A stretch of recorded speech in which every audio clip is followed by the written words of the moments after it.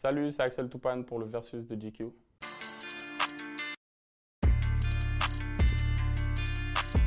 Mon joueur préféré, idole, fan inconditionnel, probablement top 5 des meilleurs joueurs de tous les temps. Une évolution dans sa carrière qui est vraiment remarquable. C'est quelqu'un qui était très déterminé, très centré sur lui-même. Et c'était vraiment, rest in peace, mais ça l'est encore aujourd'hui, vraiment l'idole et le grand frère de toute cette nouvelle génération. Parce que justement, il a eu cette faculté à se poser, tu sais, que step back et transmettre, éduquer. Il faisait ses camps. Il coachait des jeunes filles aussi, quelque chose qui est super. Et en dehors des terrains aussi, il a su garder cette même mentalité, cette même éthique de travail pour décrocher un Oscar, pour faire des investissements qui ont très très bien marché. Et mon plus grand souvenir, c'est d'avoir eu la chance de jouer contre lui en 2016 quand j'étais à Denver. C'était marrant parce que c'était en fin de saison. Lui, c'était sa dernière saison, donc il jouait pas tous les matchs. Au final, il a joué, j'ai pu défendre sur lui, j'ai pu lui parler parce que c'est quelqu'un qui a vécu à Mulhouse, ma ville d'origine. Donc c'était vraiment un souvenir de fou et sûrement mon meilleur moment dans ma carrière.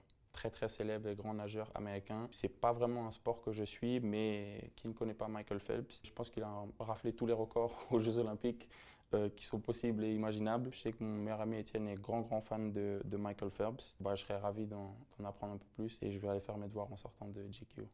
Je suis pas un mauvais nageur, mais je suis très lent dans l'eau. J'ai pris des cours de natation quand j'étais jeune. J'aimais ça, j'aime bien être dans l'eau, mais je suis pas rapide du tout, donc c'est assez frustrant. Donc ouais, une carrière dans la natation pour moi, c'est pas possible.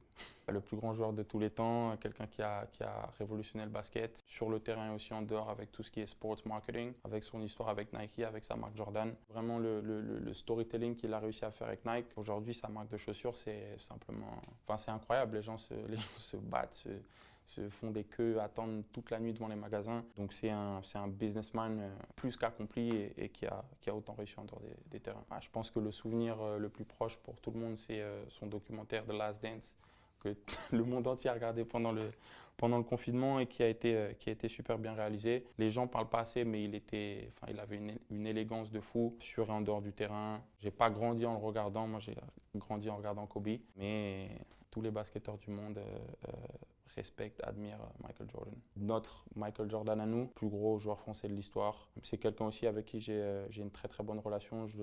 J'ai eu la chance de le connaître quand j'étais très jeune et j'ai pu reconnecter avec lui depuis mon passage en NBA. Super modèle aussi, toujours à l'écoute, toujours accessible pour parler, discuter basket ou business. Quelqu'un qui s'est jamais soucié de ce que les gens pensaient. À l'époque, quand il arrivait en NBA, c'est quelque chose qui se faisait très peu pour un Européen. Et quand il est arrivé là-bas, il a cartonné et au final, il a ouvert la voie à plein d'autres jeunes. 3 ou 4 fois champion NBA, 4 fois champion NBA, MVP des finales. Et aujourd'hui, les basketteurs français, on est très très bien représentés aux États-Unis et en Europe. Donc voilà, il a ouvert des portes pour nous tous. Très célèbre boxeur qui a jamais perdu un combat de toute sa carrière. J'ai pas mal regardé à l'époque ses vidéos YouTube, ses documentaires YouTube. Je dirais que c'est une vraie source de motivation. C'est quelqu'un qui a un mindset, comme les Michael Jordan, les Kobe Bryant, une détermination hors du commun, qui justement retranscrit bien dans ses vidéos YouTube. Donc je vous invite à regarder et qui est en plus assez cool parce que c'est aussi un showman. Donc voilà, c'est quelqu'un qui est parti de rien, qui a une histoire très inspirante et plus que respectable. Je pense que le storytelling qui va autour des athlètes, c'est quelque chose de très important. C'est quelque chose qui nous aide